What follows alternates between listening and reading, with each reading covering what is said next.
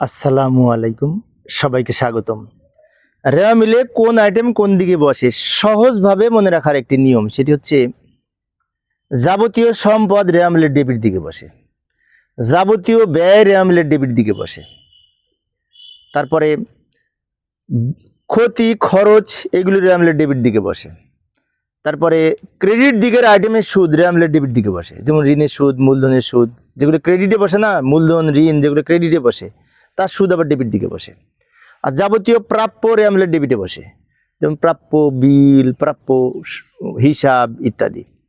তারপরে অগ্রিম ব্যয় রেওয়া মিলের ডেবিটে বসে, বকেয়া আয় রেওয়া মিলের ডেবিটে বসে। এবারে সে ক্রেডিটে কোনগুলি বসে?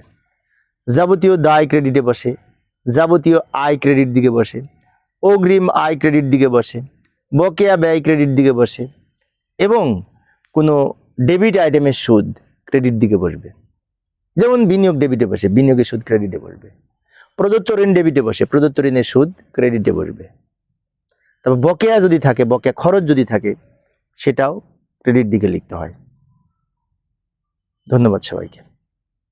ও আরেকটা বিষয়, মালিকানা সত্ত্ব তো ক্রেডিট দিকে বসে, মালিকানা সত্ত্ব বলা হয়নি, মালিকানা সত্ত্ব ক্রেডিট দিকে বসে।